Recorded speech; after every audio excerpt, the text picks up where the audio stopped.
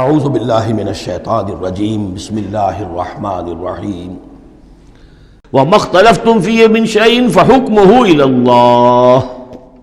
یہاں سے اب مضمون شروع ہو رہا ہے، اس کی تمہید بن رہی ہے۔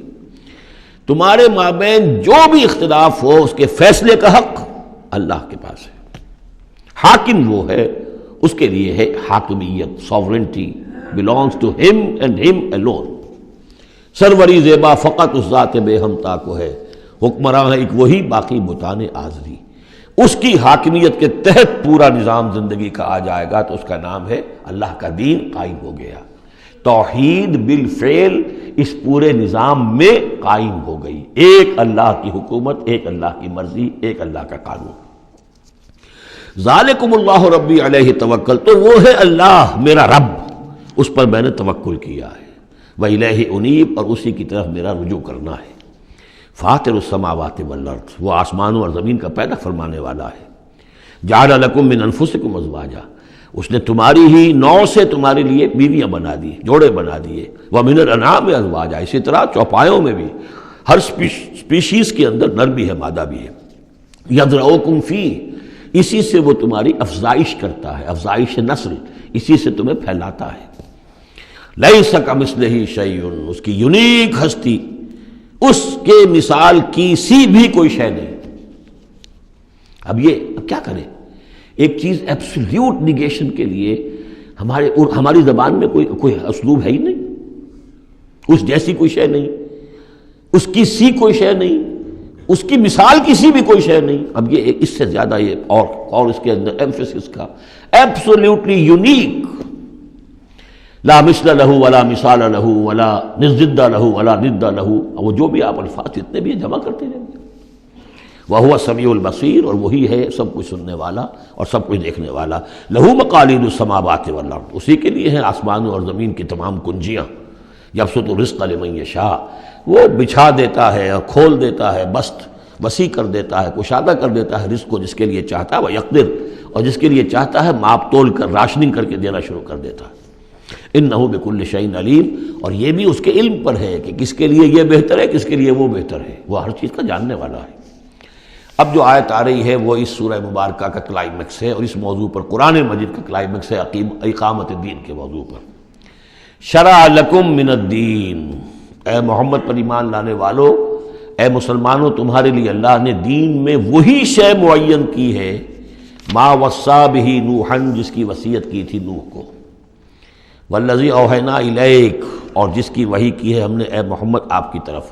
کیونکہ پہلے خطاب ہے لکم، شرع لکم، یہاں امت سے خطاب ہو رہا ہے، شرع لکم، بس صرف فرق یہ کہ یا ایھا الذین آمنوا یا نہیں آیا ہے۔ یہ مکی صورتوں کے مزاج کا تقاضا ہے کہ وہ نہ آئے، لیکن جمع کے صیغے سے واضح کر دیا کہ باقی جگہ ہم دیکھ رہے ہیں کہ واحد کے صیغے میں خطاب کر کے اور بالواسطہ امت، یہاں امت سے خطاب ہے۔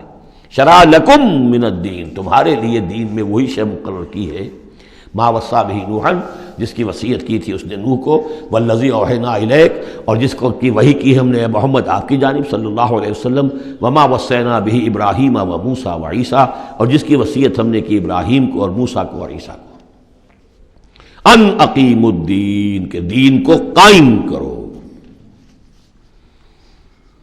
دین ایک تو معلوم ہوا اس آیت سے کہ دین سب کا ایک ہے، دین نوح کا اور حضور کا اور ابراہیم کا اور موسیٰ کا، عیسیٰ کا علیہم الصلاۃ والسلام ایک ہی ہے، دین تو ایک ہی ہے۔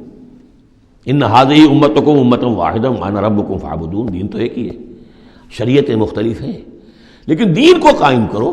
موسیٰ کے دور میں ان پر یہ فرض تھا کہ دین کو قائم کرو، اس کے لیے لڑو، جاؤ، جنگ کرو، اور اس خطہ زمین کو حاصل کرو جس پر اللہ کا دین قائم کر سکو۔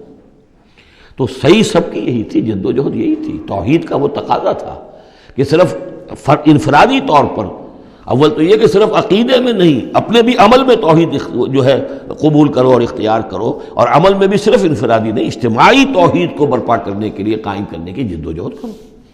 ان اقیموا الدین ولا تتفرقوا فیہ، دین میں تفرقے میں مبتلا نہ ہو جاؤ۔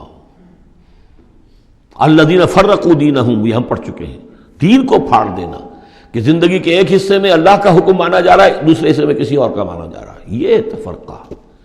یا دوسرا تفرقہ کہ آپ اختلاف کر سکتے ہیں کہ رفع یدین زیادہ ثابت ہے، میں کرتا ہوں، کسی کی رائے ہے کہ نہیں امام ابو حنیفہ کا موقف جو ہے وہ زیادہ صحیح ہے، وہ نہیں کرتا، کوئی حرج نہیں۔ لیکن دین میں دین ایک ہے، دلیل ہوگی اللہ اور اس کے رسول کی، دین میں فرق نہیں ہے۔ وہ تو چاہے حنفی ہیں، مالکی ہیں، شافعی ہیں، حنبلی ہیں، سلفی ہیں، دین تو سب کا ایک ہے، اسلام۔ اسی طرح شریعت موسوی اور بھی کسی اور کی ہوگی، شریعت محمدی، دین سب کا ایک۔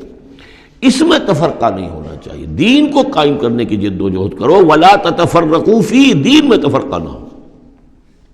یہ ہے وہ اقامت دین کی فرضیت۔ اس میں چونکہ عام طور پر ترجمہ جو ہے شاید آپ کے پاس بھی ہو تو قائم رکھو دین کو کر دیا گیا ہے، وہ بھی صحیح ہے۔ دو ہی سچویشن ممکن ہے، یا تو دین قائم ہے تو اسے قائم رکھو، صحیح ہے۔ خیمہ اگر کھڑا ہے تو کھڑا رکھا جائے گا کہ آندھی آ رہی ہے تو آپ اس کی رسیوں کو پکڑ رہے ہیں، اس کے بانسوں کو پکڑ کر کھڑے ہو رہے ہیں تاکہ خیمہ گر نہ جائے، اس کو قائم رکھو۔ خیمہ گر گیا تو کھڑا کرو، اب اثر نو سے آپ ریکٹ کریں گے۔ تو یہ دونوں ترجمے بالکل صحیح ہیں، قائم کرو، قائم رکھو، قائم ہے تو قائم کرو، قائم نہیں ہے تو رکھو، اور قائم نہیں ہے تو قائم کرو۔ ان اقیموا الدین ولا تتفرقوا فیہ کبر علی المشرکین ما تدعوہم الیہ، بہت بھاری ہے یہ مشرکین پر بات جس کی طرف اے نبی آپ ان کو بلا رہے ہیں۔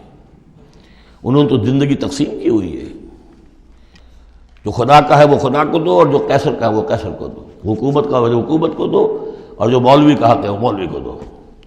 اب یہ تقسیم ہے جس پر دنیا چل رہی ہے، اور اس پر اگر فرض کیجئے علماء بھی راضی ہو گئے، ٹھیک ہے، ہمیں تو جو کچھ ہے وہ مل ہی رہا ہے نا، تو وہ تو پھر گویا کہ اس دین کی طرف ہی ہو گئی۔